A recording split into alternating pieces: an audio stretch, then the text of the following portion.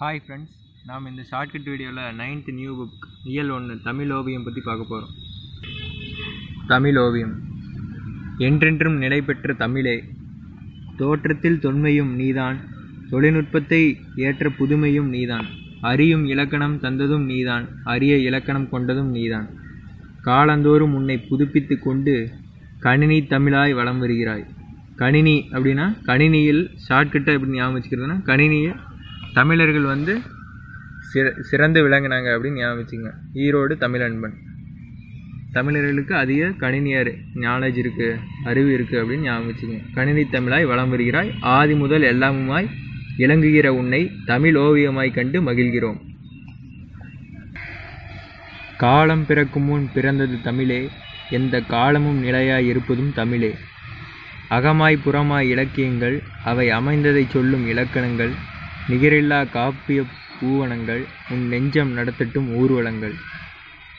காலம் பிறக்கும் முன் பிறந்தது தமிழே, எந்த காலமும் நிலையாய் இருப்பதும் தமிழே அப்படின்னு தமிழே தமிழே அப்படின்னு பல தடவை தமிழை பற்றி கூறுவதால் அது ஈரோடு தமிழன்பன் அப்படி எழுதியிருக்கார். அவருடைய செயல்கள் தான் இது. தமிழ் ஓவியம் அதை பற்றி எழுதிக்கிறது ஈரோடு தமிழன்பன். ஏணி விருட்டென கேட்டு வரும், நீதி ஏந்திய தீவமாய் பாட்டு வரும், மானிட மேன்மையை சாத்திட குறள் மட்டுமே போதுமே ஓதி நட. குறள் அப்படின்னா இந்த திருக்குறள், திருவள்ளுவர் அவருடைய திருக்குறள்கள், அதை பற்றியெல்லாம் அதிகமாக கொஸ்டின்ஸ் எல்லாம் அடிக்கடி வந்துக்கிட்டே இருக்குது. அதனால் இந்த குறள் அப்படிங்கிறது முக்கியமாக ஞாபகம் வச்சுக்கோங்க. மானிட மேன்மையை சாத்திட குறள் மட்டுமே போதுமே ஓதி நட. மேன்மை அப்படின்னா உயர்ந்தவர்கள், மானிட தமிழ் மானிட அப்படின்னா தமிழ் மக்கள் உயர்ந்தவர்கள், அறிஞர்கள் உயர்ந்தவர்கள் அப்படின்னு நம்ம தமிழன்பன் சொல்கிறார் அப்படின்னு ஞாபகிச்சுங்க. தமிழ் மக்கள் உயர்ந்தவர்கள் அப்படின்னு ஈரோடு தமிழன்பன் சொல்கிறாரு. எத்தனை எத்தனை சமயங்கள் தமிழ் ஏந்தி வளர்த்தது தாயெனவே, சித்தர் மரபிலே சீதர்க்கும் புது சிந்தனைகள் வீச்சுக்கள் பாய்ந்தனவே. இதில் சித்தர் மரபிலே சீதருக்கும் தீதருக்கும் புது சிந்தனைகள் வீச்சுக்கள் பாய்ந்தனவே. சித்தர் அப்படின்னு சித்தரை பற்றி கூறியிருக்காரு. மானிட மேன்மையை சாத்திட குறள் மட்டும் போதுமே ஓதினட. நான் சொன்ன மாதிரி குறள் யார் எழுதுனது, இந்த மாதிரி குறள் எல்லாம் யார் எழுதுனது அப்படின்னு அடிக்கடி கொஸ்டின்ஸ் எல்லாம் கேட்டுக்கிட்டே இருக்காங்க.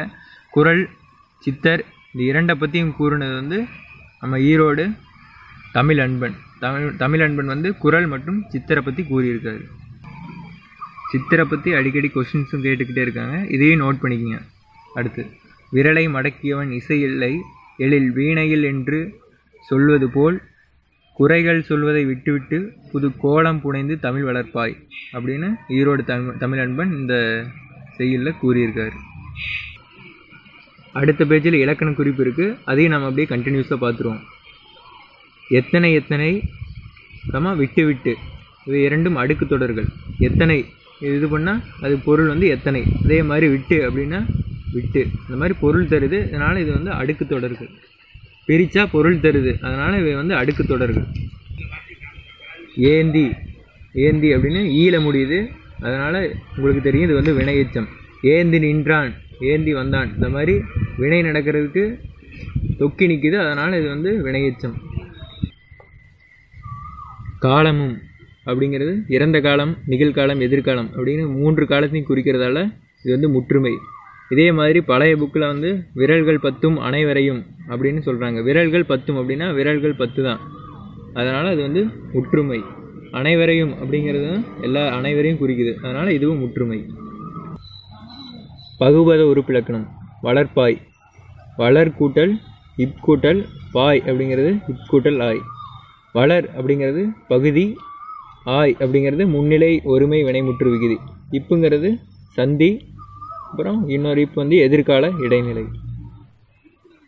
ஈரோடு தமிழன்பன் எழுதிய தமிழோவியம் என்னும் நூலில் இடம்பெற்றுள்ள கவிதை இது தமிழோவியம். அதனால் தமிழோவியத்திலேருந்து இந்த செய்யுள், இந்த நூல் இடம்பெற்றிருக்கு. இக்கவிதை குறித்து கவிஞர் முன்னுரையில், ஒரு பூவின் மலர்ச்சியையும் ஒரு குழந்தையின் புன்னகையையும் புரிந்து கொள்ள அகராதிகள் தேவைப்படுவதில்லை, பாடலும் அப்படித்தான் என்று குறிப்பிடுகிறார்.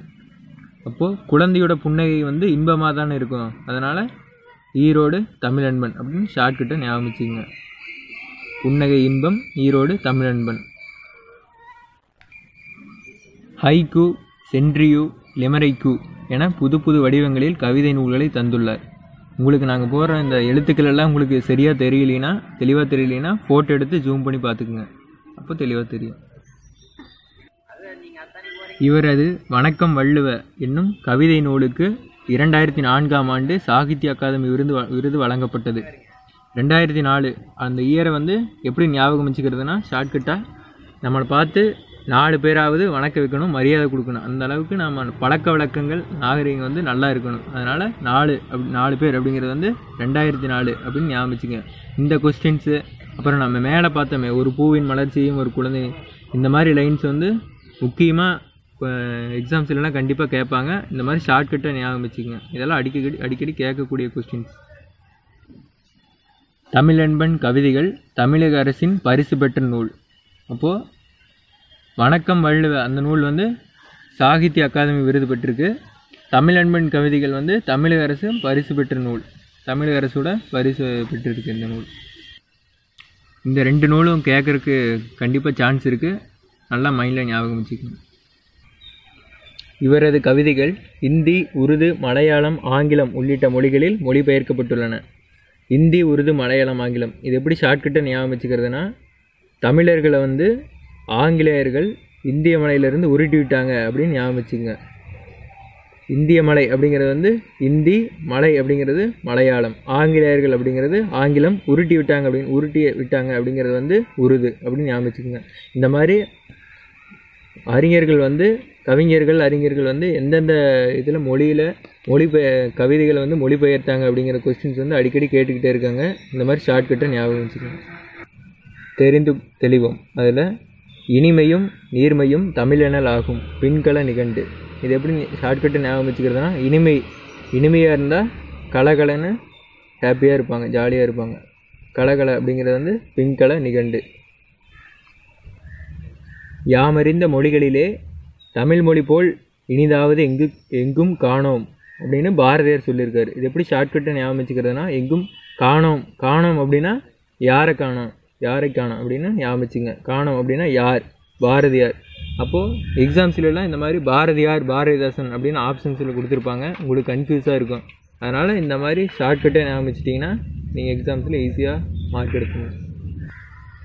உலக தாய்மொழி நாள் பிப்ரவரி 21. இது எப்படி ஷார்ட்கட்டை ஞாபகம் வச்சுக்கிறதுனா, தாய் குடும்ப அட்டை, ரேஷன் கார்டு அதில் வந்து குடும்பத் தலைவன் தந்தை அவர் தான் முதல்ல, தாய் வந்து 2வது. அதனால் தாய் அப்படிங்கிறது 2வது அப்படிங்கிறது பிப்ரவரி 2வது மாதம். அப்போது பிப்ரவரி 2. அப்போது 1 அப்படிங்கிறது வந்து நம்ம தாய்மொழி தான் முதல் இடம், அதனால் 1. அப்போது பிப்ரவரி 21. தமிழை ஆட்சி மொழியாக கொண்ட நாடுகள் இலங்கை, சிங்கப்பூர். இப்போது இலங்கை, சிங்கப்பூர் அப்படிங்கிறது எப்படி ஷார்ட்கட்டை ஞாபகம் வச்சுக்கிறதுனா, இப்போ காடுகளில் சிங்கம் தான் ஆட்சி பண்ணும். இப்போது சிங்கங்களே இல்லை, புலி, சிறுத்தை அந்த மாதிரி தான் மிருகங்கள் அதிகமாக இருக்குது. அப்போது ஆட்சி பண்ண சிங்கம் இல்லை அப்படின்னு ஞாபகம் வச்சுக்கோங்க. சிங்கம் அப்படிங்கிறது சிங்கப்பூர், இல்லை அப்படிங்கிறது இலங்கை. இங்கே நாம் இது பண்ணும்போது ஷார்ட்கட்டை ஞாபகம் வச்சுக்கும் போது இருக்கும். அப்புறம் எக்ஸாம்ஸில் போய் மறந்துட்டு கன்ஃபியூஸ் ஆகிரும். அதனால் இந்த மாதிரி ஷார்ட்கட்டாக இது பண்ணிக்கிட்டிங்கன்னா, தெளிவாக ஷார்ட்கட் போட்டுக்கிட்டிங்கன்னா ஈஸியாக நீங்கள் இது பண்ணிக்கலாம். உங்களுக்கு தெரிஞ்ச ஏதாவது ஷார்ட்கட் இருந்தால் அதை யூஸ் பண்ணி நீங்கள் மார்க்கு ஸ்கோர் பண்ணிக்கணும். இதோட இந்த செய்யுள் முடியுது. நாம் இது வந்து அவருடைய நூல்கள் பற்றி எக்ஸ்ட்ராவாக பார்க்க போகிறோம். தமிழன்பன் எழுதிய நூல்கள்: விடியல் பொழுதுகள், சூரியத் பிறைகள், நந்தனை எரித்த நெருப்பின் மிச்சம், ஒரு வண்டி சென்றியு, தோணி வருகிறது, வணக்கம் வள்ளுவம், தமிழன்பன் கவிதைகள். வணக்கம் வள்ளுவம் 2004 சாகித்ய அகாதமி விருது பெற்றது. நாம் மேலே ஏற்கனவே பார்த்தோம். அதே போல் தமிழன்பன் கவிதைகள் தமிழக அரசின் பரிசு பெற்ற நூல்கள். அப்போது இந்த நூல்கள் வந்து எப்படி ஷார்ட்கட்டாக ஞாபகம் வச்சுக்கிறதுனா,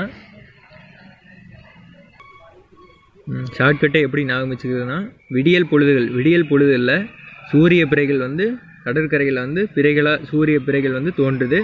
அந்த சூரியன் வந்து எரித்த நெருப்புட மிச்சம் இருக்குது.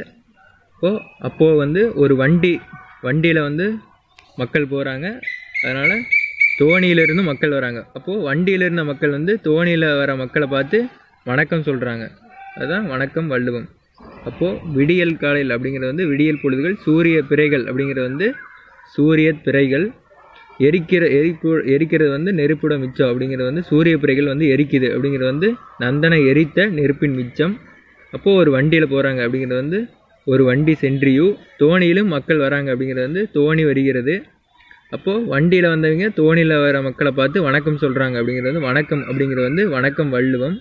அப்போது தமிழன்பின் கவிதைகள் அப்படிங்கிறது வந்து தமிழன்பன் அவருடைய கவிதைகள், பேரிலேயே நூல்கள் இருக்குது, தமிழன்பின் கவிதைகள். இதோட தமிழோவியம் செய்யல் முடிஞ்சது. இப்போது நம்ம இந்த ஷார்ட்கட் வீடியோ உங்களுக்கு பிடிச்சிருந்தா எங்களை சப்ஸ்கிரைப் பண்ணி என்கரேஜ் பண்ணுங்கள். நம்ம சுஜா குரூப் ஷார்ட்கட் வீடியோ உங்களுக்கு தொடர்ந்து வேணும்னா ஆர்கனைஸ் அப்படின்னு அதுக்கு கீழே லைக் பட்டன் இருக்கும், அதுக்கு டச் பண்ணி லைக் பண்ணி அப்புறம் எங்களோட தொடர்ந்து நாங்கள் அப்லோட் பண்ண வீடியோலாம் பார்த்து தெரிஞ்சுக்கங்க. தேங்க்யூ ஃபார் வாட்சிங்.